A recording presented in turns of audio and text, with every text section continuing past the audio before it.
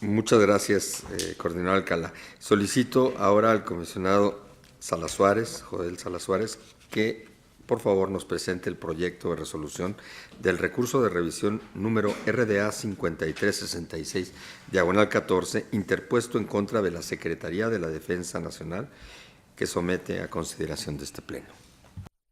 Con gusto, comisionado presidente, pediría apoyo a la coordinación de acceso para que nos exponga una breve síntesis del recurso a discutir en lo particular. Con gusto, comisionado Salas, conforme a su instrucción, el expediente ha quedado mencionado, es el 5366, diagonal 2014.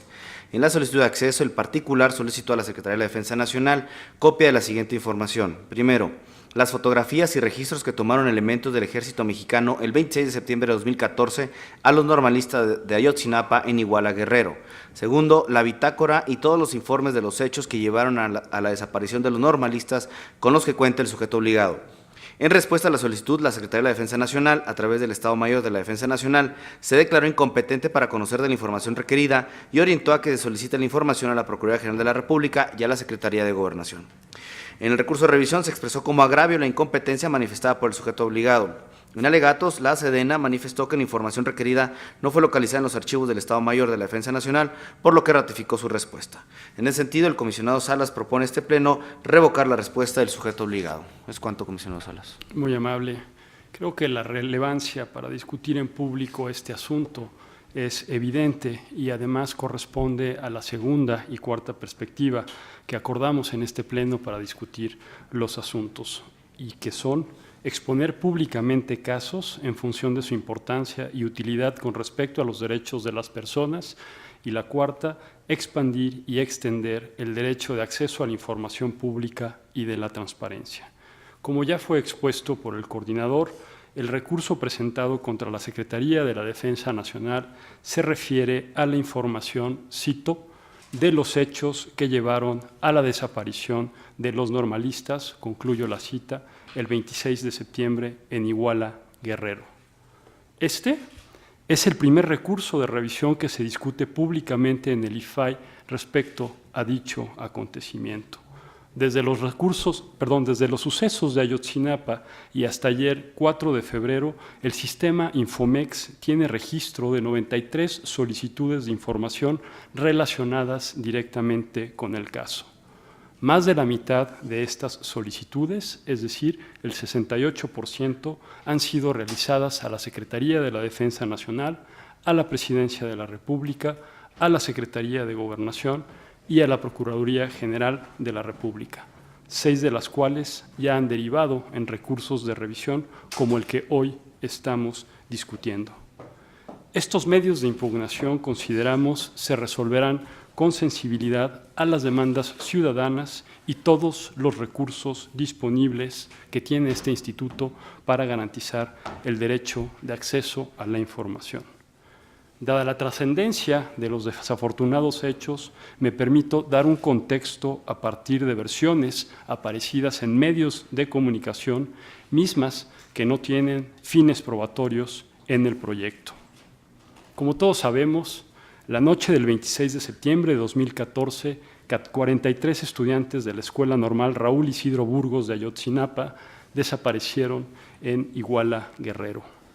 Lo que era un intento de conseguir autobuses para transportar estudiantes a la Ciudad de México y participar en las marchas del 2 de octubre devino en uno de los peores casos de violencia cometidos por el crimen organizado con la anuencia y ayuda de autoridades municipales.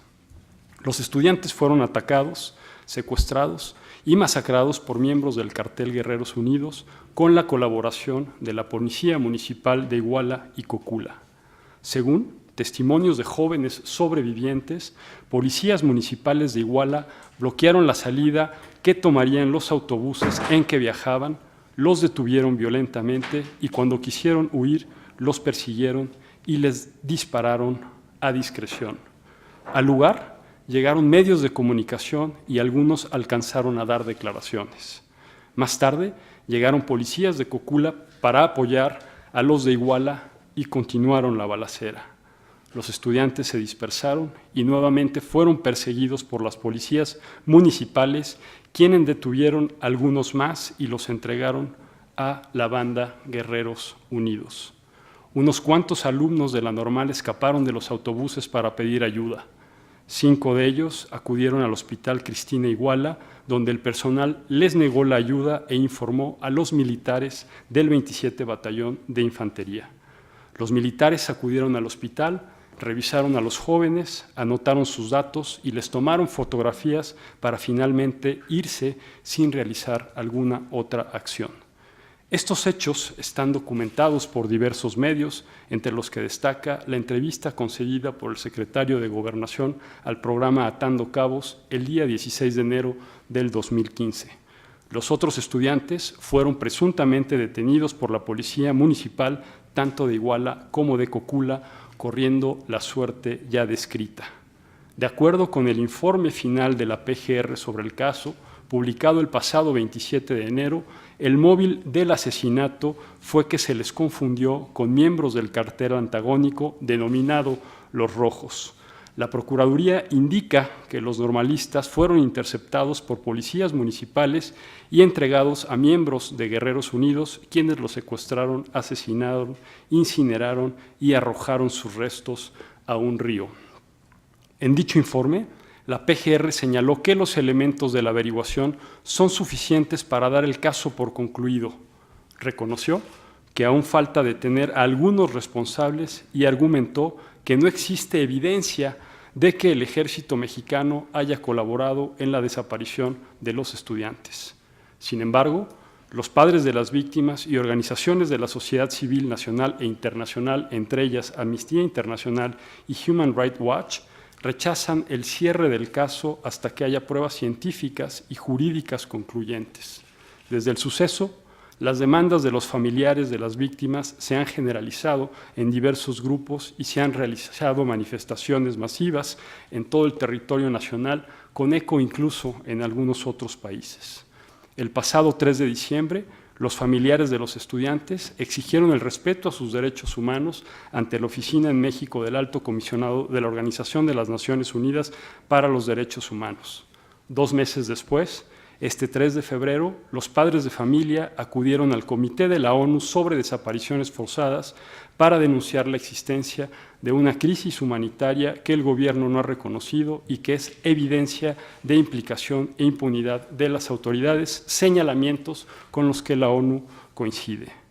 Hasta aquí el recuento del contexto en el recurso que nos ocupa, que, como ya dijo el coordinador, el particular requirió a la Sedena fotografías y registros tomados a los normalistas por el ejército mexicano, así como la bitácora y los informes con los que cuente relacionados al suceso.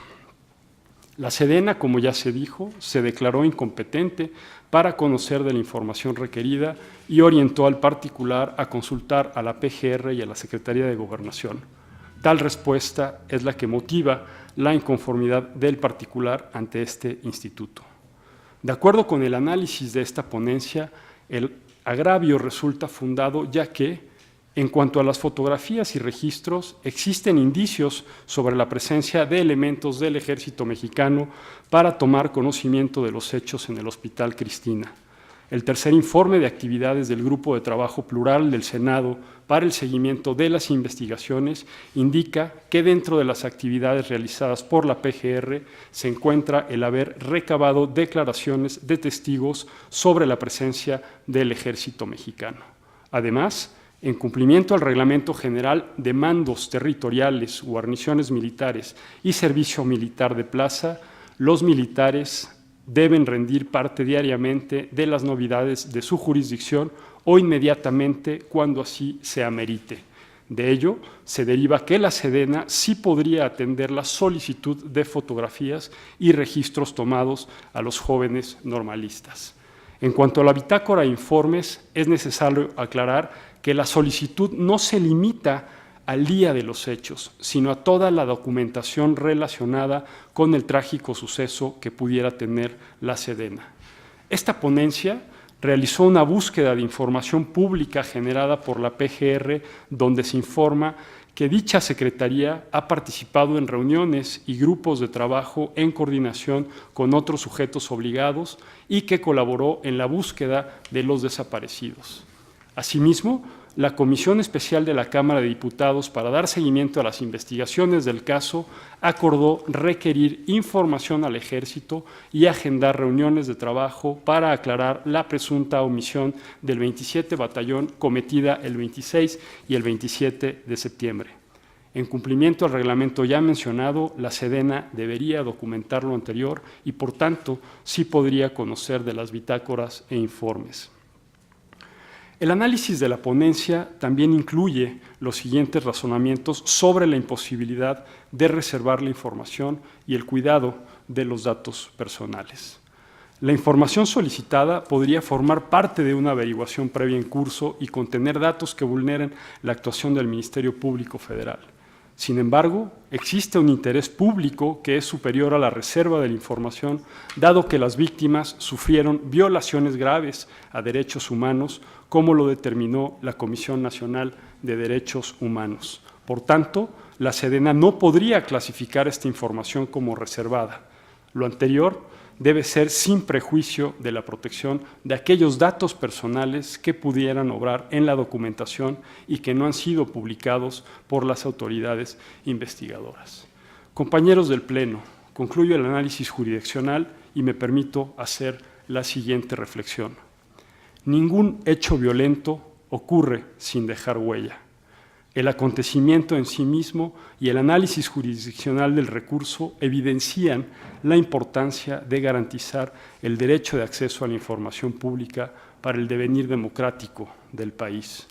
Se ha materializado la violencia, la corrupción y la falta de efectividad en las acciones de los gobiernos. Se ha desencadenado lo que hace tiempo no sucedía, que miles de ciudadanos salgan a las calles del país para exigir al gobierno respuesta, resultados, justicia y verdad. El pacto democrático entre la sociedad mexicana y sus gobernantes se ha debilitado. Es indispensable que el principio constitucional de máxima publicidad permita reconstruir la relación entre autoridad y ciudadanía y así que la brecha entre estos dos se reduzca. El acontecimiento de Ayotzinapa moviliza a quienes entienden que se interrumpió el curso del país. Ejemplos similares han sucedido en otras latitudes. La primavera árabe, los indignados del 15M madrileño, Occupy Wall Street en Estados Unidos, el movimiento estudiantil chileno, son todos nombres presentes en nuestras memorias que se refieren a insurgencias siguiendo la propuesta de Benjamín Arditi, movilizaciones y actos colectivos de los que la gente dice basta y se niega a continuar como antes. Buena parte de la sociedad mexicana y la comunidad internacional se solidarizó con las familias de los estudiantes y mantiene la exigencia al gobierno federal para rendir cuentas de la investigación al tiempo que advierte una fractura en el contrato social entre ciudadanía y gobierno. Con crudeza, algunos medios internacionales dieron cuenta de este hecho y menciono tan solo algunos titulares. Ley y orden en México, el fracaso, de New York Times. El pantano mexicano, un presidente que no entiende, The Economist. Esto no es mover a México, The Financial Times. Revuelta contra el Estado, mafia en México, Le Monde. México en riesgo de estallido social e inestabilidad política, The Guardian. Ayotzinapa, un espanto sin fin, Deutsche Welle. Crisis en México. ¿Podrán 43 estudiantes detener una revolución, The New Yorker? Como instituciones públicas, ¿seremos indiferentes ante tal evidencia? ¿Qué vía tenemos para responder a este llamado?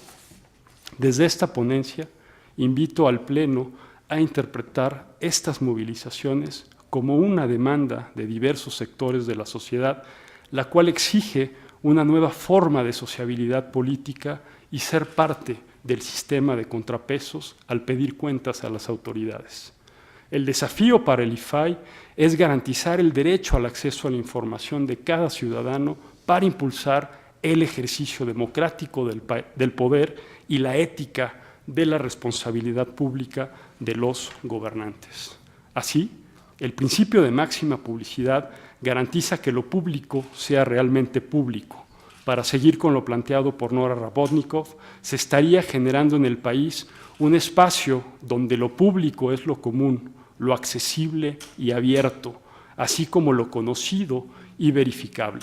Sin duda, una vía para ello es el acceso a la información y, por lo tanto, que las autoridades produzcan y entreguen información sobre sus decisiones y acciones, porque nada de lo que está en sus manos les pertenece.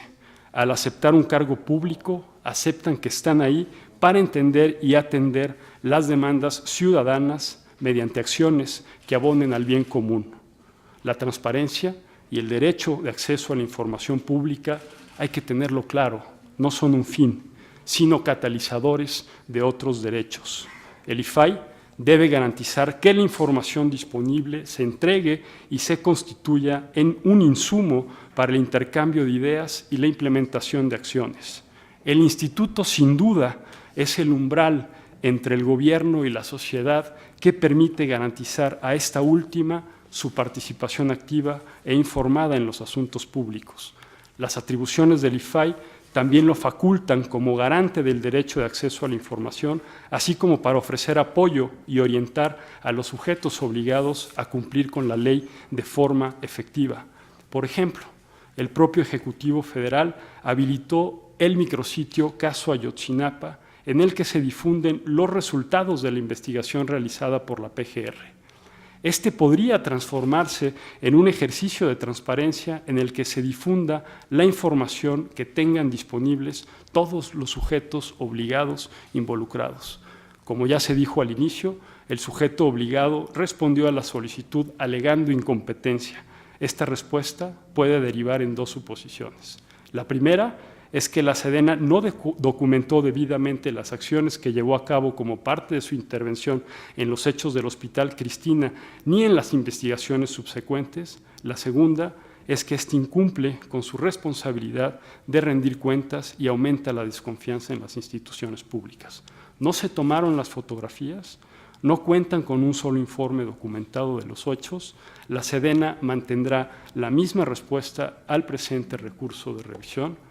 Es por lo anteriormente expuesto que esta ponencia propone al Pleno revocar la respuesta emitida por la Sedena e instruirle a que realice una búsqueda exhaustiva de las fotografías y registros que tomaron elementos del Ejército Mexicano a los normalistas de Ayotzinapa en Iguala, así como de las bitácoras y todos los informes de los hechos sobre la desaparición de los normalistas, y entregue al particular una versión pública, en su caso, en la que clasifique únicamente aquellos datos personales que no han sido ya publicados por las autoridades investigadoras. Es cuanto. El comisionado Joel Salas Suárez. Sí, nada más como tratar de, ya que se abrió esta discusión sobre la competencia o no del IFAI para interpretar, cuando se presume, porque creo que ahí está la diferencia, violaciones graves a los derechos humanos o bien delitos de lesa humanidad, como está la actual ley, dice que es una excepción de la reserva. Comentaba el comisionado Oscar Guerra que es un debate que se está dando en la opinión pública, esperamos conocer el dictamen de cómo venga la ley, en donde a partir del caso que se resolvió sobre San Fernando por este pleno, en donde se invierte el criterio del pleno anterior, que hay un pronunciamiento de un juez en donde le instruye al IFAI a que se pronuncie prima facie y que por lo tanto, sin que exista una determinación por parte de la autoridad, que en este caso sería la Comisión de Derechos Humanos, le puede o le faculta o le pide al instituto que se pronuncie sobre asuntos en donde, como dice la reserva, cuando existan violaciones graves, quien determina si hubo violaciones graves o no es la Comisión Nacional de Derechos Humanos, pero el juez le da la oportunidad de interpretar al IFAI y es así que resolvimos. Entonces, sí quiero destacar que es importante quizás que en el debate legislativo que está ahorita en curso, si hay una tentativa de dejarnos esta interpretación que ya nos dio el juez, se considere, porque efectivamente cuando se presume que hay violaciones graves, como bien lo comentaba tanto la comisionada Cano como el comisionado Guerra, pues la averiguación previa a la versión pública quizás se debería de poder tener acceso para facilitar el pleno conocimiento de los hechos. Entonces creo que es una discusión que justamente viene muy al momento que estamos viviendo en términos de la facultad que le darán a este instituto, el legislativo, de reinterpretación de esa excepción que actualmente está en la ley y que un juez le dio la posibilidad de hacer un pronunciamiento prima facie. Muchísimas gracias, comisionado ponente. La comisionada Arely Cano.